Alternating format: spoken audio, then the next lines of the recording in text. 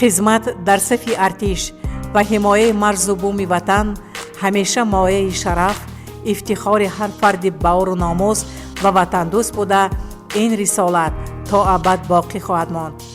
از تاریخ و آثار گذشتگان می‌دانیم که به صف ارتش تنها جوانان غیور و شجاعتمند جلب می‌شدند و این عنعنه امروز هم طوری می‌بینیم دوام دارد. طوری پیشوای ملت پرزیدنت تاجیکستان محترم امامعلی رحمان ضمن سخنرانی در چهاربینی تنتنوی بخشیده به تجلیل 25 سالگی تأسیس ارتش ملی ابراز نموده بودند. من با غیرت و متانت، دلیری و شجاعت و حس بلند ملی افسران و سربازان با ننگ و ناموس وطن باوری دارم و از آنها افتخار می نمایم. با اطمینان کامل اظهار می دارم که افسران و سربازان شجاع قوه‌های مسلح به سوگند حربی خود صادق مانده، رسالت فرزندی خود را در نزد وطن، ملت و دولت خود جوان مردانه ادا می نمایند. طوری می بینیم و مسئولین هم عرض می دارند طی سالهای آخر آبرو و نفوذ قوه‌های مسلح در بین اهالی بخصوص جوانان افزون گشته، آنها مثل سالهای پیش برای به خدمت حربی رفتن به کمیسیهای دعوتی حاضر می شوند. یادآور شدند به مورد است که در ماده 43 کنستیتوسیای جمهوری تاجیکستان بیان گردیده است که حفظ وطن، حمایت منفعت دولت، تحکیم استقلال، امنیت و اقتدار مدافعی آن وظیفه مقدس شهروند می باشد. شاهد حال هستیم که عده‌ای از جوانان به خواهش خود با مشورت دوستان و نزدیکان و توصیه بزرگان به صف قوه‌های مسلح می پیوندند. ولی یک نکته مورد نگرانی قرار دارد که برخی از جوانان متاسفانه با هر بهانه از خدمت حربی سرکشی می نمایند، در حالی که خدمت به وطن نه تنها قرض ایمانی و وجدانی هر جوان مرد تاجیک بلکه ننگ و ناموس او نیز هست. خدمت در ارتش اصلا تربیه و آموزش است، چون انسان از زمان نورسی تا آخر حیات احتیاج به تربیه دارد. از جمله بهترین مکانها برای تربیت جوانان این پیوستن یا خدمت نمودن در صف قوه‌های مسلح جمهوری امان است، چون در ارتش به جوانان صبر و تحمل، جوانمردی و وفاداری و خیرتمندی می‌آموزند، قوی اراده بودن و دوستدار یار و دیار بودن می‌آموزند، کسب و هنر و متانت و مردانگی تعلیم می‌دهند. باید درک نمود که وفادار بودن این فداکاری و صداقت به وطن است. وفاداری به آرمان‌های ملی، وفاداری به عزیزان و گذشتگان، صداقت به خود و دیگران. هر جوان در زندگی توسط فداکاری به وطن باید جایگاهی خاصه داشته باشد. این جایگاه به طور جداناپذیر با عشق و محبت و توانایی و محافظت وطن، حتی جان فدا کردن در راه میهن پیوندی دارد. در صف ارتش به جوانان ما مقدس بودن وطن را می‌آموزند. وقتی که ما کلمه وطن را به زبان می‌آوریم، مادر پیش نظر می‌آید، زیرا اگر مادر ما را به دنیای هستی آورده باشد، وطن ما را پروریده است. وطن به سر ما دستی نوازشکارانه گذاشته برای ادامه زندگی آغوش گشاده است.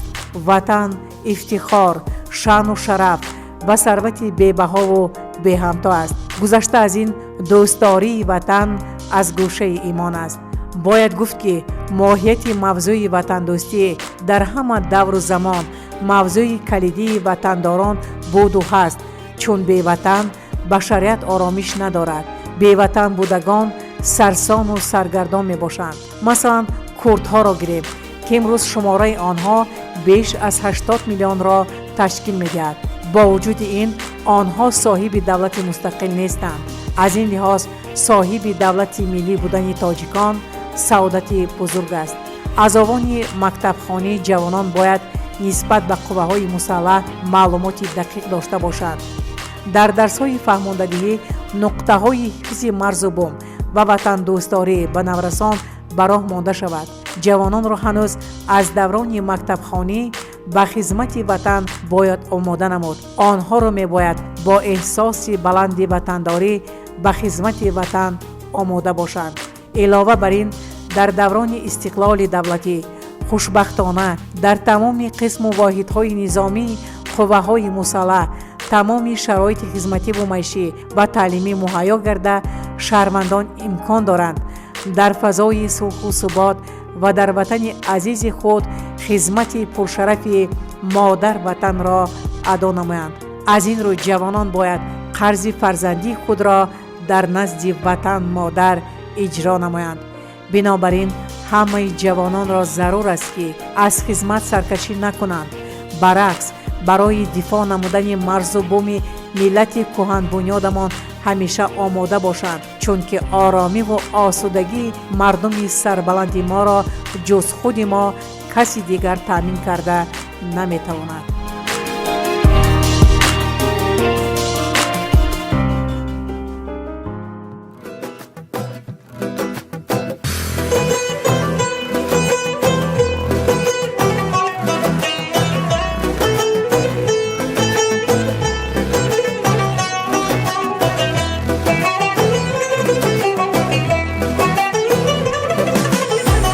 وطن افسانه پردازه تو را افسانه میخوانه، حقیقت نام آثار حقیقت خانه میخوانه.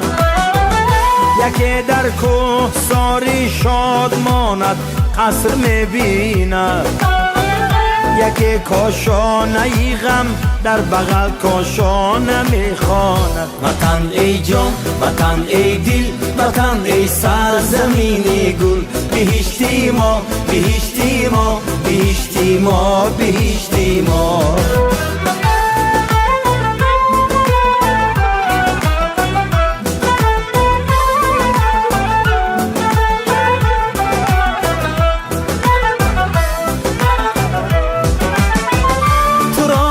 سر نوشتی خش می بلند و می نالند، یکی آباد می سازد یکی ویران نمی خواند، یکی را در غریبی یک کفی خاکی تو جان داروست، یکی در دامنت همگامه‌ای بیگانه می خواند. وطن ای جان، وطن ای دل، وطن ای سرزمین گل، بهشتی ما، بهشتی ما، بهشتی ما، بهشتی ما.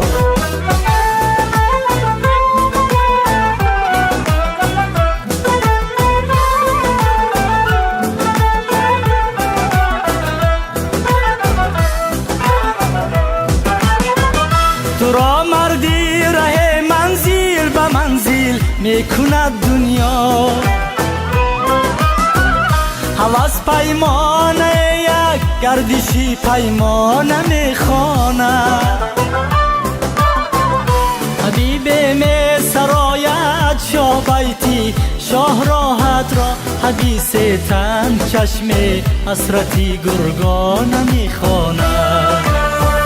وطن ای جان، وطن ای دل، وطن ای سرزمین گل، بهشتی ما، بهشتی ما، بهشتی ما، بهشتی ما.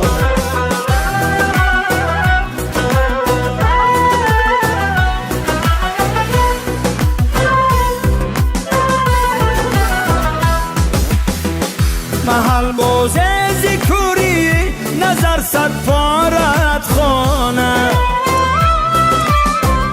جهان سازه ز هستی گوهری یک دانه میخوانه. تو اما با همه یک مادر هستی، یک وطن هستی که هرچی آید از فرزندها شکرانه میخوانه. وطن ای جان، وطن ای دل، وطن ای سرزمین گل، بهشتی ما، بهشتی ما، بهشتی ما، بهشتی ما، بهشتی ما، بهشتی ما، بهشتی ما، بهشتی ما.